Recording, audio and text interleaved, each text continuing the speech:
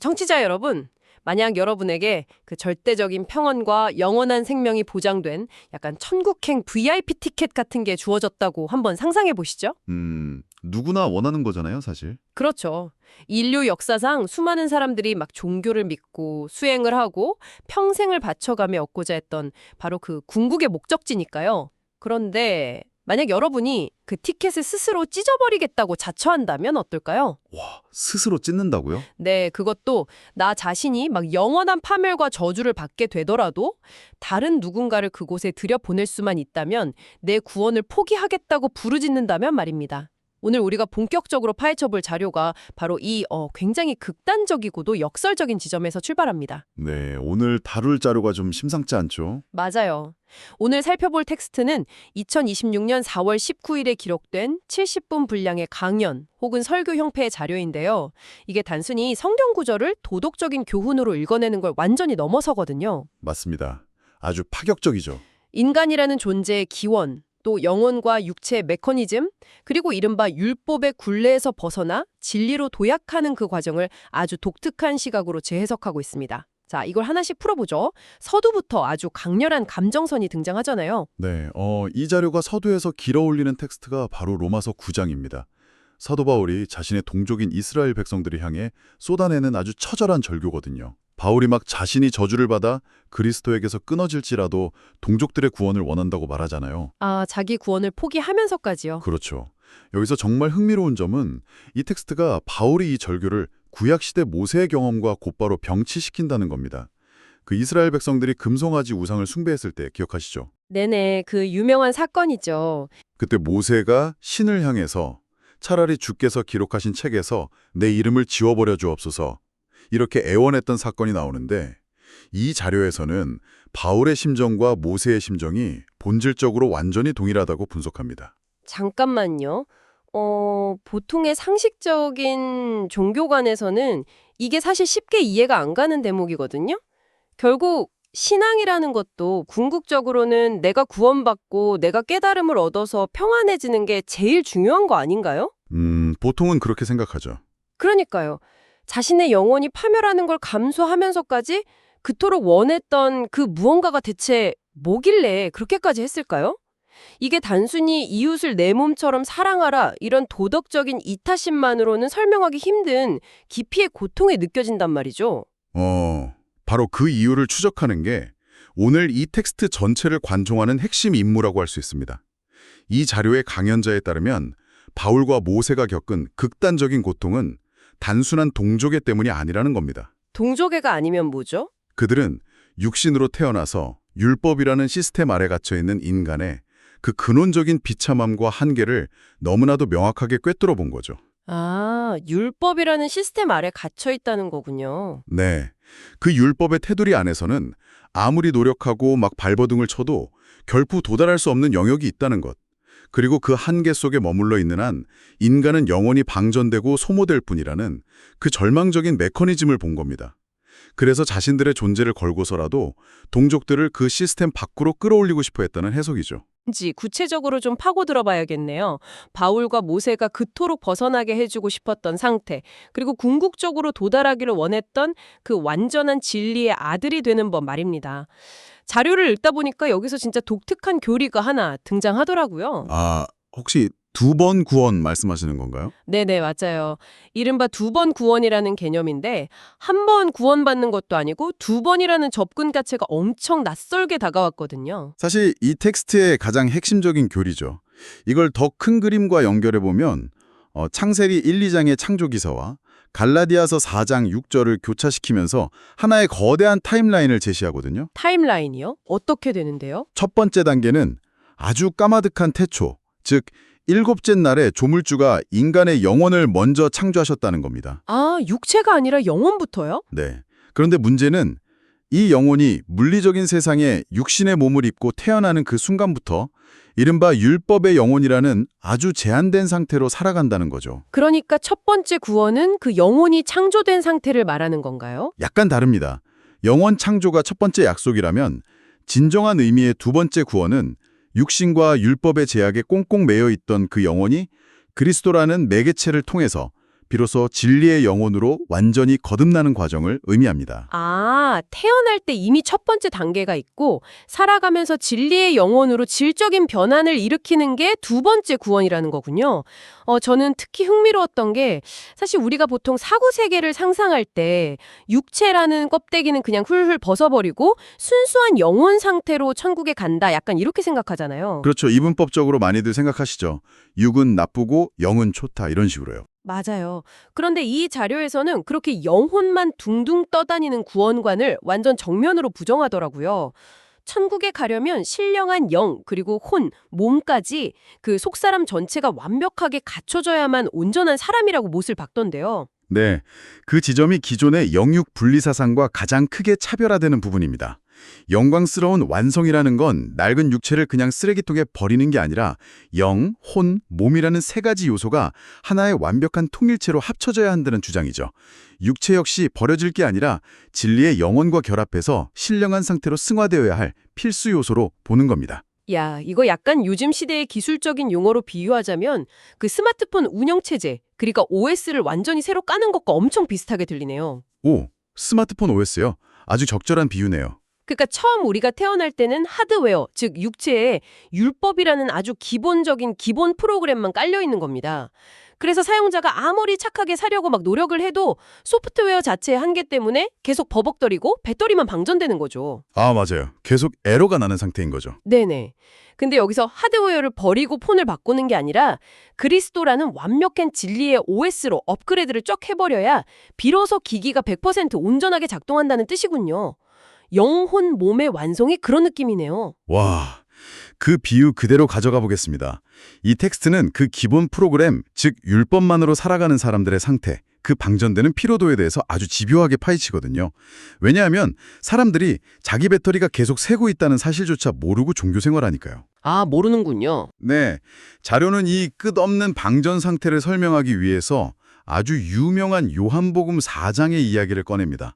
바로 수가성, 사마리아 우물가 여인과 예수의 대화죠. 아, 알죠. 내가 주는 물을 먹는 자는 영원히 목마르지 아니하리라. 그 장면 맞죠? 정확합니다. 그런데 보통 이 이야기는 그냥 한 개인의 허무함이나 세속적인 욕망에 대한 위로 정도로 해석되잖아요. 근데 이 강연자는 이 여인의 이야기를 개인사로 보지 않습니다. 십계명 같은 사람의 언약, 즉 율법 아래에서 살아가는 모든 신앙인들의 집단적인 상태를 상징한다고 보는 거죠. 아, 그 우물가의 목마름이 곧 율법 아래 있는 사람들의 상태다. 그렇죠. 율법의 시스템 안에서 종교 생활을 하는 상태를 항상 목마른 상태, 즉 끝없는 갈급증으로 진단하는 겁니다. 아까 말씀하신 기본 OS에서는 백그라운드 앱이 계속 충돌하니까 아무리 물을 마셔도, 즉 아무리 종교적인 규율을 열심히 지켜도 근원적인 갈증은 채워지지 않고 기진맥진하게 된다는 겁니다. 근데 잠깐만요. 여기서 날카로운 질문 하나 던져볼게요. 청취자분들도 비슷하게 생각하실 것 같은데 사실 십계명 같은 율법이라는 게 뭐 살인하지 마라, 도둑질하지 마라 이런 인간 사회에 꼭 필요한 도덕적 규범이잖아요. 윤리적으로는 필수적이죠. 그러니까요. 이런 걸 잘 지키면서 바르게 사려고 노력하는 게 꼭 종교인이 아니더라도 좋은 거 아닌가요? 왜 이 자료에서는 율법 아래에 있는 것을 그토록 피곤하고 불완전한 상태로 몰아가는 걸까요? 약간 도덕성 자체를 좀 낮게 보는 거 아닌가 하는 생각도 들거든요. 아주 중요한 포인트입니다. 이 텍스트가 종교적 윤리와 진리를 철저하게 분리하는 결정적 이유가 바로 거기에 있거든요. 전문가의 시선으로 갈라디아서 3장 17절에서 19절에 대한 강연자의 해석을 보면 율법이 나쁘다는 게 아닙니다. 단지 율법은 약속이 오기 전까지 사람들을 메어두는 임시장치일 뿐이라는 거죠. 아, 임시장치요? 네, 아까 타임라인을 다시 떠올려 보시죠. 이 텍스트 논리에 따르면 태초에 이미 영원 창조의 거룩한 약속이 있었잖아요. 그런데 모세를 통해 주어진 율법은 그 약속보다 무려 430년이나 뒤에 사람들의 범죄함을 막으려고 추가된 겁니다. 아하, 원래 있던 게 아니군요. 그렇죠. 430년 뒤에 임시방편으로 생긴 율법이 태초부터 영원에 부여된 그 완벽한 구원의 약속을 이기거나 덮어버릴 수는 없다는 게 이 텍스트의 강력한 논리입니다. 와, 그러니까 내가 막 내 노력으로 착하게 살아서 구원을 쟁취하려는 그 태도 자체가 처음부터 패착이라는 거네요. 맞습니다. 방향이 아예 틀린 거죠. 인간은 자꾸 그 율법 리스트를 막 체크하면서 내가 이만큼 착하게 살았고 이만큼 헌금했으니까 구원 받겠지 이렇게 착각하는데 애초에 그 시스템으로는 영원한 생수에 도달할 수 없게 설계되어 있다는 뜻이군요. 네. 자, 여기서 진짜 재미있는 부분으로 넘어갑니다. 오, 뭔데요? 그럼 진리를 깨닫고 OS가 완전히 업그레이드된 사람들, 그 갈증이 해결된 사람들은 이 세상 속에서 대체 어떤 모습으로 보일까요? 엄청 평안하고 막 거룩해 보이지 않을까요? 자료는 아주 기발한 방식으로 이걸 설명합니다.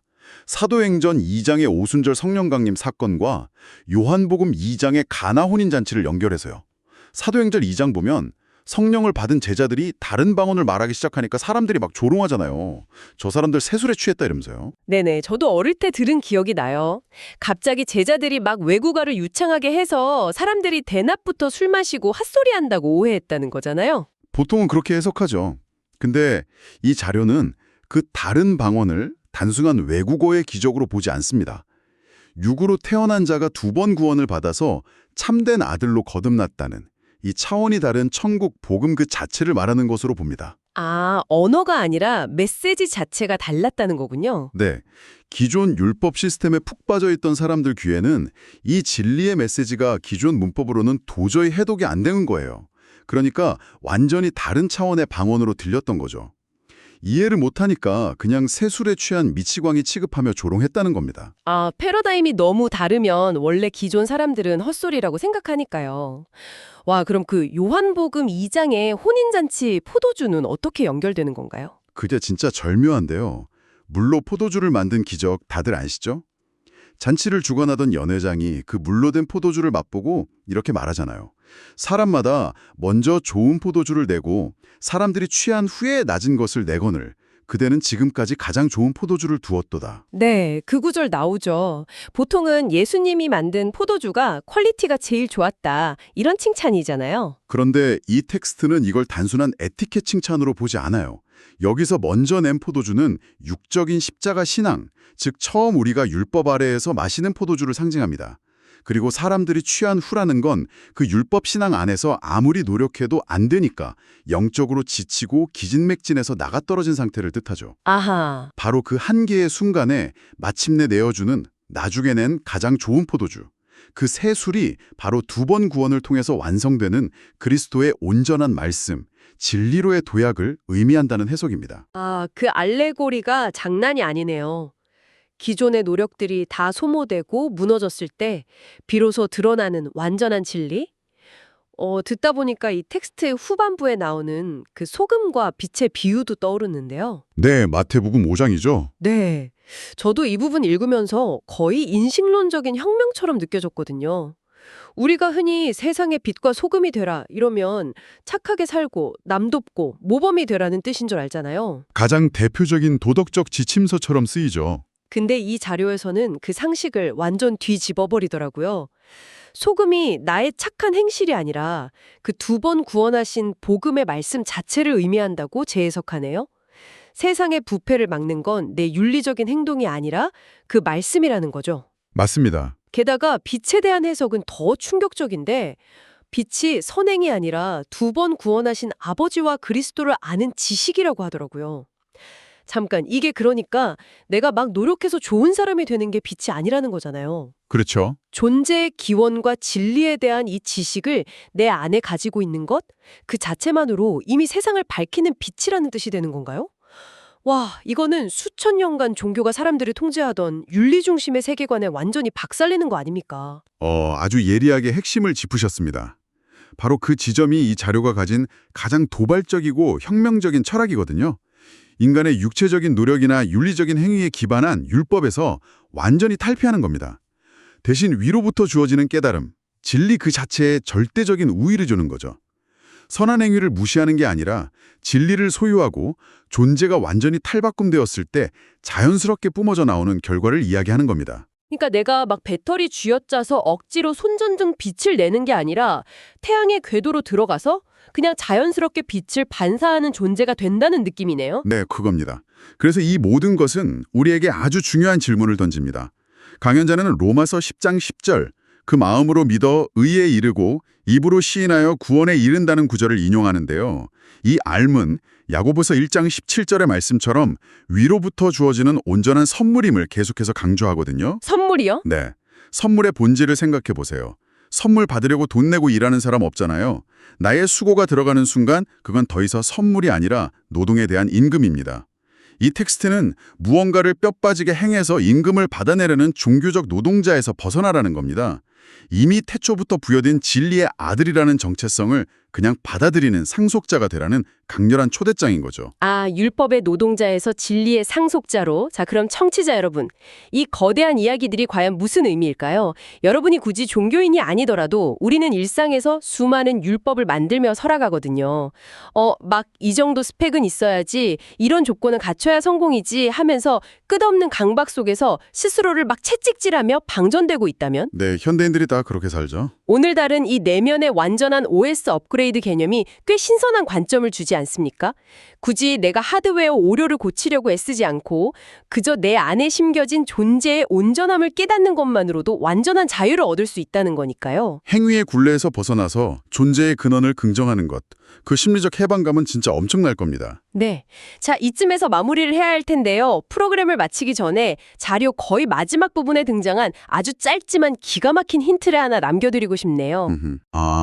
애무 이야기 말씀이시죠? 네. 강연자가 신앙인들의 궁극적인 희망을 이야기하면서 갑자기 구약 성경의 에녹을 언급하더라고요. 에녹이 죽음을 맛보지 않고 신령한 몸으로 하늘로 올라갔다는 미스터리한 인물이잖아요. 근데 진리의 OS가 안착된 사람들은 에녹처럼 육체가 썩어짐을 당하지 않고 신령한 몸으로 공중에서 영접을 맞이하게 될 거라고 선언하더라고요. 와, 이건 진짜 파격이죠. 인간을 구속하는 가장 강력한 물리법칙인 육체의 죽음마저 초월한다는 결론이니까요. 맞아요.